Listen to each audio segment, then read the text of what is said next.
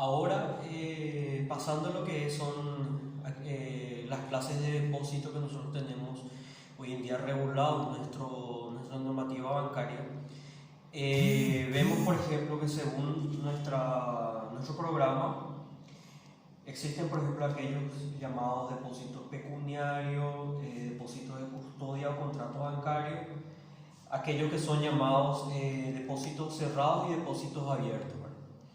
Bueno, vamos a hacer alguna pequeña diferenciación con referencia a la utilización de estos tipos de depósitos.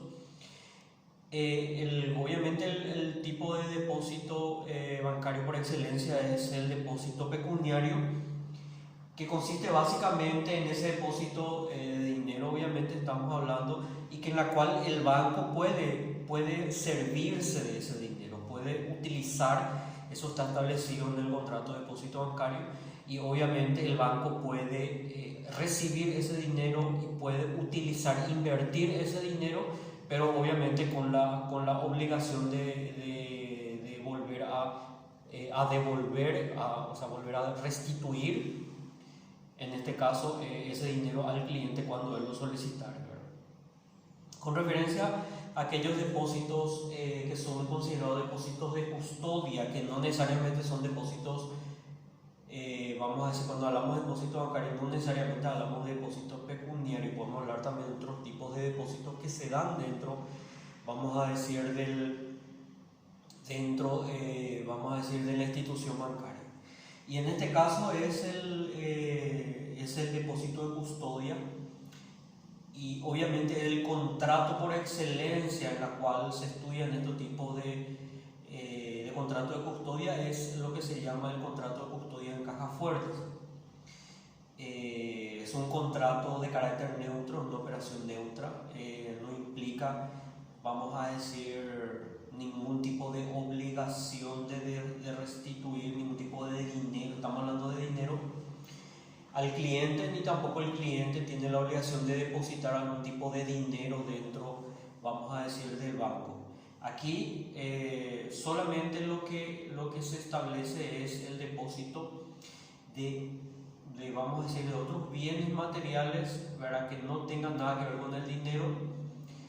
¿verdad?, y que en caso que el cliente, al momento de la suscripción del contrato de custodia de caja fuerte hasta la finalización, si no deposita absolutamente nada, no significa que ese contrato, vamos a decir,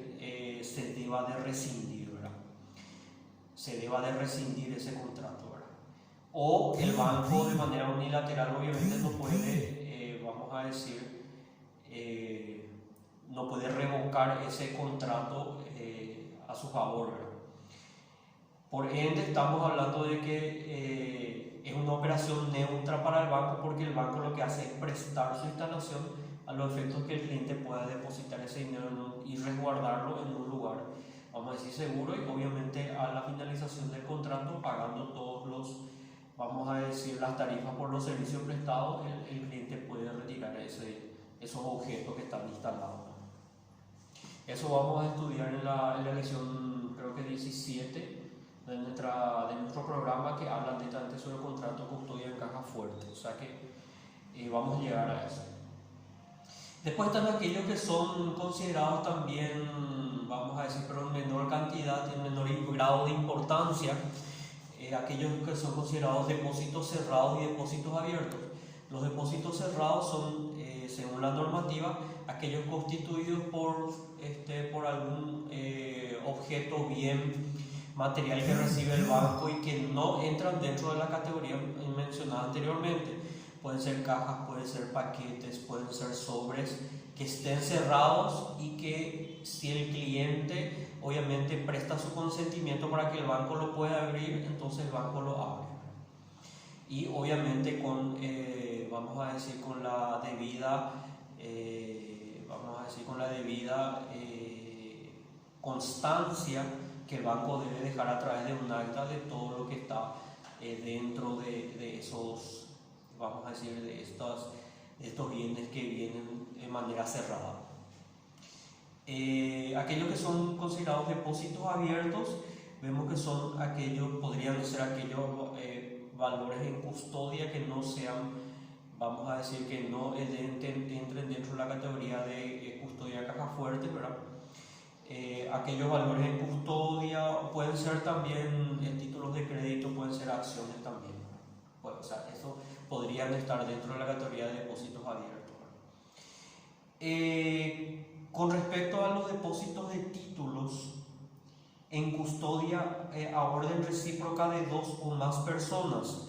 en ese sentido, en caso de que esté el depósito a nombre de dos personas, significa que ambas personas tienen la responsabilidad del manejo de esos depósitos, ¿verdad? Por ende, obviamente el banco puede, o estas personas pueden, vamos a decir, responsabilizarse en la entrega de esos bienes, y obviamente cualquiera de ellas las puede retirar de alguna forma. Hablamos siempre cuando hablamos de estos tipos de depósitos que habíamos hablado anteriormente, hablamos del derecho de retención que tienen los bancos con referencia a que en toda prestación de servicio que el banco lo realiza, ¿verdad?, y que el cliente lo acepta a través de la suscripción del contrato, el banco tiene la obligación, o sea, tiene la facultad de exigir al cliente el pago de los servicios, ¿verdad?, objeto del contrato, ¿verdad?, de los gastos administrativos y compañía, de los gastos financieros que deriven, vamos a decir, la ejecución del contrato. Por ende, el banco, en caso que el cliente no pueda, vamos a decir, cumplir con esa obligación derivado del contrato, el banco tiene el derecho de retener esos bienes que han sido dados en concepto de depósito hasta que el banco se haga efectivo el cobro de ese crédito en concepto de esos gastos y posteriormente se proceda a la devolución de esos bienes, ¿verdad? Con respecto al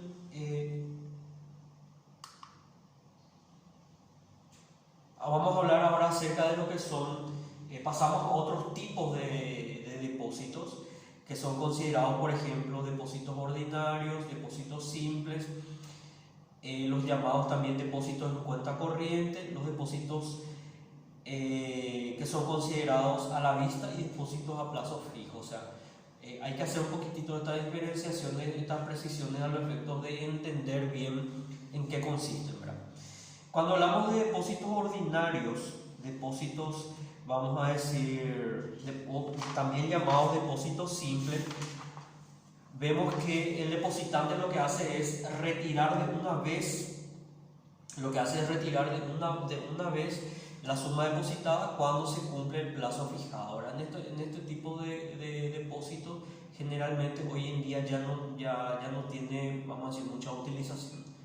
Donde sí realmente se utilizan es en aquellos denominados depósitos en cuenta corriente, porque en este caso el cliente sí tiene la posibilidad de,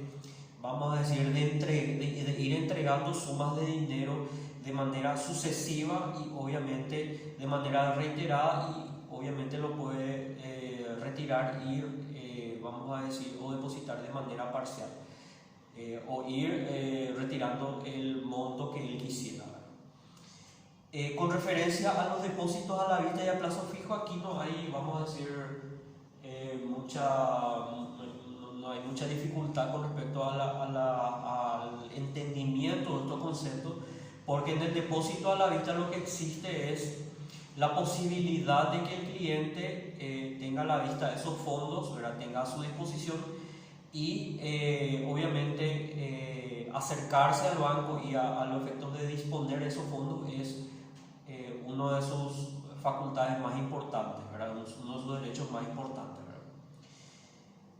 Cuando hablamos de depósitos a plazo fijo, significa que existe un contrato de depósito en la cual lo que hace el cliente es pactar con el banco que esos fondos van a quedar, vamos a decir, inutilizados,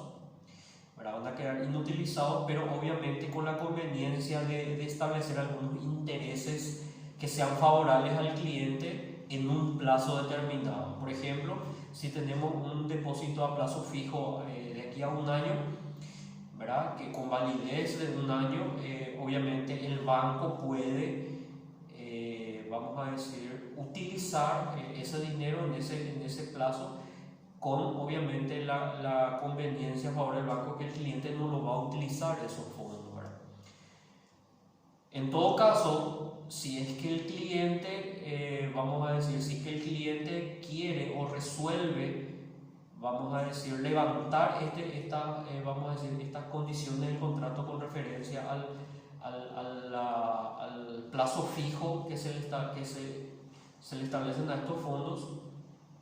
automáticamente, primero que nada, que tiene que, vamos a decir, derivar en una notificación previa al banco para que el banco pueda, obviamente, depositar esos fondos, ¿verdad? O tener disponible para el cliente, y automáticamente todos esos intereses que el cliente ha tenido como un beneficio,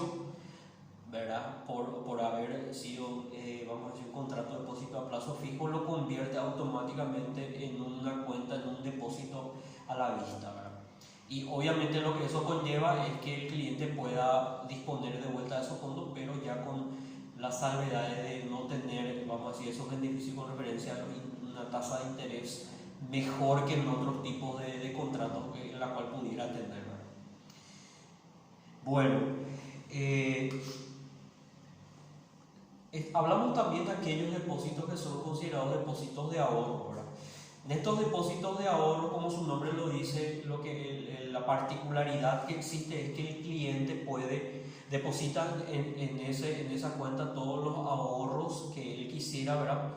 Y a partir de ahí tienen, vamos a decir, tienen una instrumentación o una forma en la cual él pueda probar vamos a decir, el origen de esos fondos, y obviamente lo que consta su derecho, ¿verdad? Y es el documento llamado, lo que son llamados los denominados libretas de ahorros. Las libretas de ahorros, la libreta de ahorro en sí es un documento probatorio, en la cual se puede probar todos los ingresos y los egresos con referencia a sus depósitos de ahorro que están establecidos en ese documento, ¿verdad? En esta libreta lo que nosotros tenemos se van consignando todos los saldos y obviamente la capitalización de todos los intereses que deben de estar consignados en ese documento, ¿verdad?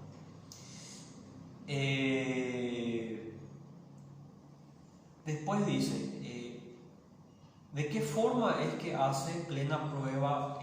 la libreta? Obviamente con la presentación de ese documento, ¿verdad? O sea que si yo voy a hacer valer mis derechos, en caso de que exista alguna situación de conflicto, ¿verdad? Con el banco, obviamente es un documento en la cual prueba a través de la firma de, vamos a decir, los funcionarios del banco, en la cual hacen constar la veracidad del contenido de estas, en la cual lo que hace el cliente es de esa manera probar de manera jurídica, ¿verdad?, la validez de esos datos que están consignados en esa libreta. Obviamente cualquier tipo de firma que provenga de alguna persona obviamente va a tener, se va a someter a pericias y compañía a los efectos de establecer la veracidad de las firmas y compañías, ¿verdad? Posteriormente hablamos o sea, dentro de nuestro programa nosotros debemos de hacer algunas diferenciaciones, algunas conceptualizaciones que hablan con referencia a la capacidad en sí. Yo sé que obviamente a partir de la vigencia de nuestro Código Civil en adelante hemos tenido diferentes modificaciones con referencia a la capacidad. Ya hoy en día sabemos que es de los 18 años de edad, pero obviamente desde el punto de vista de la ley, si la ley habilita obviamente que una persona es hábil, ¿verdad?, es civilmente capaz, tiene capacidad absoluta de hecho y de derecho para suscribir actos de la vida civil, obviamente va a estar habilitado para celebrar este tipo de contratos, ¿verdad? Y cuando hablamos obviamente de personas físicas, ¿verdad? Cuando hablamos de personas jurídicas, obviamente sabemos que las personas jurídicas están representadas a través de personas físicas que están habilitadas a través de sus órganos o a través de sus estatutos, en los cuales están establecidos quiénes son las personas que se van a encargar de suscribir estos tipos de contratos. Obviamente en este caso las personas físicas lo representan a las personas jurídicas a través de las decisiones establecidas en sus asambleas. En cuanto a la titularidad de los depósitos, puede ser, vamos a decir, puede ser individual o puede ser conjunta. Cuando hablamos de individual no hay problema, porque obviamente es una persona la responsable, ¿verdad? Cuando hablamos de, vamos a decir, de depósitos o cuentas con dos o más personas, obviamente, o de manera conjunta, obviamente, debemos hacer la salvedad de que todas las personas las cuales están habilitadas para operar en depósitos, en cuentas en depósitos bancarios, están habilitados para retirar ese dinero o para, vamos a decir, utilizar ese dinero. Obviamente deben estar habilitados en caso que sean personas jurídicas, tienen que habilitar a todas aquellas personas con nombre y apellido, número de cédula, las personas que están habilitadas para operar con esa cuenta. O sea, eso no hay problema. Cuando hablamos de ya sea individual o conjunta, deben estar autorizados. Con referencia a aquellos que son considerados ahorros y préstamos para la vivienda, son aquellos contratos en los cuales existe vamos a decir, un acuerdo contractual en la cual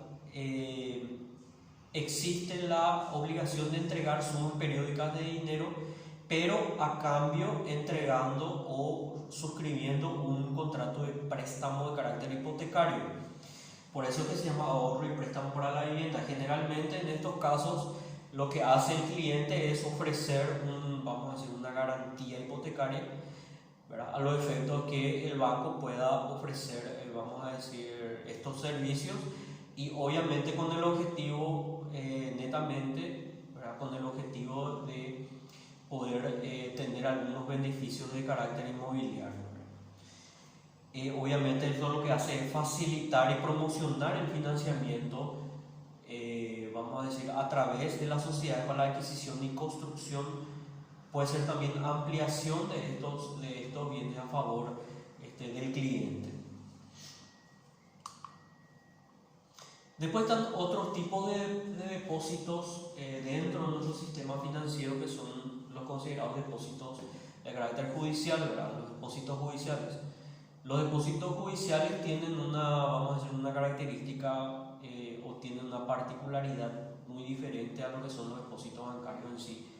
¿verdad?, en el sentido que estos depósitos están derivados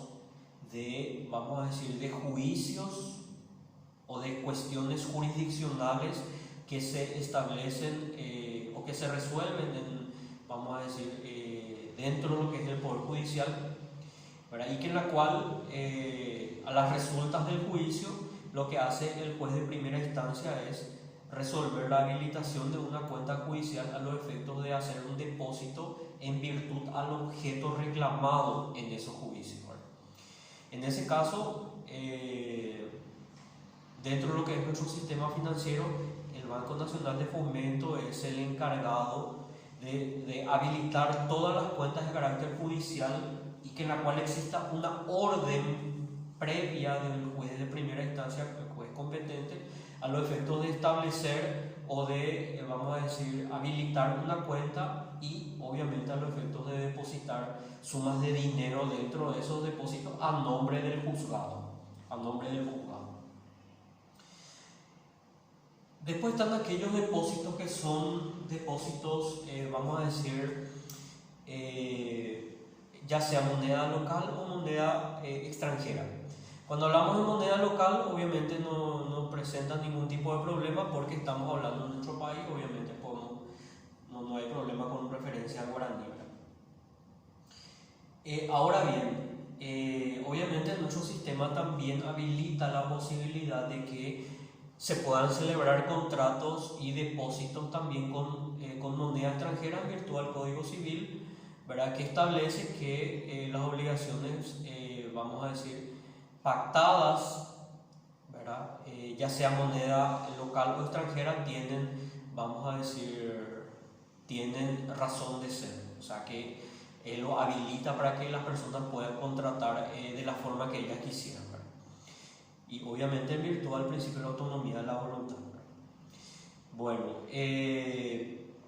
después tenemos, siguiendo con lo que es la dinámica de nuestro programa,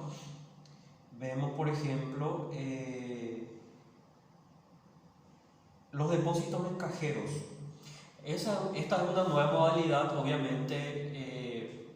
para que una persona pueda operar en un cajero permanente, necesariamente debe tener alguna vinculación con ese banco,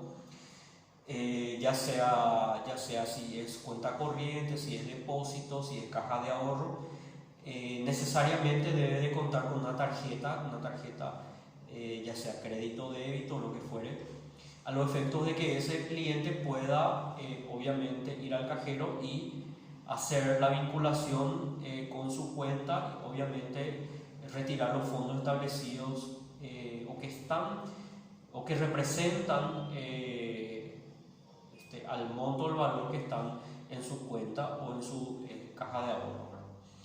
Y eso significa que el banco va a prestar un servicio, ¿verdad? Vamos a decir de las 24 horas, y obviamente le corresponde cierto monto de dinero por ese servicio prestado. Están también aquellos cajeros, vamos a decir, que son denominados cajeros con apertura de crédito, ¿verdad? Son una cuestión completamente diferente de lo que hablamos en el punto anterior, ¿verdad? El cliente lo que puede hacer en este caso puede hacer una extracción de dinero aún no teniendo la provisión de fondos, ¿verdad? Para cuyo efecto el banco habrá determinado, ¿verdad?, el máximo de monto capaz de imponer sobre esa. ¿Qué significa eso?